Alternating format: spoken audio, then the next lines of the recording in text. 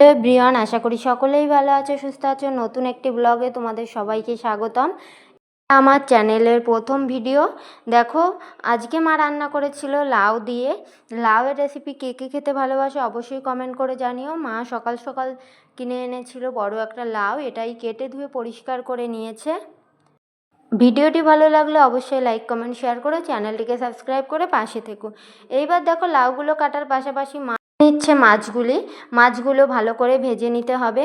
এবং লাউয়ের রেসিপি সিম্পলভাবে আমার কিন্তু দুর্দান্ত লাগে।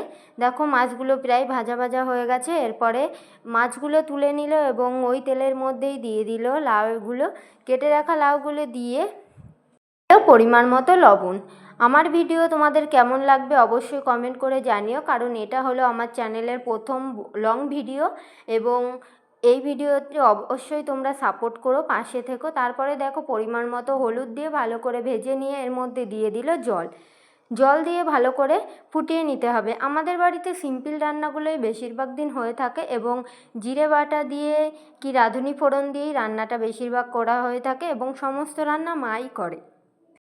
জলটা ভালো করে ফুটে আসলে এর মধ্যে দিয়ে দেওয়া হলো আগে থেকে ভেজে রাখা মাছগুলি এবং এই মাছ দিয়েই রান্না করা হবে লাউয়ের রেসিপি।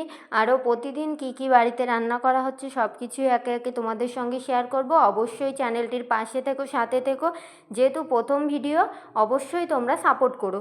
দেখো, প্রায় রান্না হয়ে গেছে। এরপরে দিয়ে দিতে হবে লঙ্কাগুলো পরে দেওয়া হয়, কারণ যেহেতু লবণের জন্য তুলে রাখতে হয়, সেই কারণে লঙ্কাটা পরে দিতে হয়। এরপর দেখো, নামিয়ে নিয়ে ওই মধ্যে পরিমাণ মতো তেল দিয়ে দিল তেজপাতা। তেলটা গরম হয়ে আসলে দিয়ে দিল রাঁধুনি ফোড়ন দিয়ে এই রেসিপি রান্না করা হবে এবং এই রেসিপি খেতেও ভীষণ উপকারী।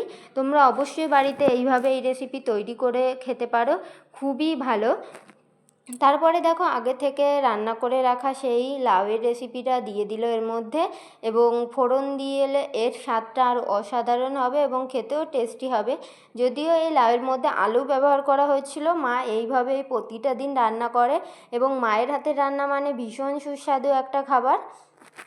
রেসিপিটি রান্না করা হয়ে গেছে। ভিডিওটি ভালো লাগলে অবশ্যই লাইক কমেন্ট শেয়ার করো এবং চ্যানেলটিকে সাবস্ক্রাইব করে অবশ্যই চ্যানেলটির পাশে থেকো। সকলে সাপোর্ট করো, সাথে থেকো। সকলে ভালো থেকো, সুস্থ থেকো। টাটা।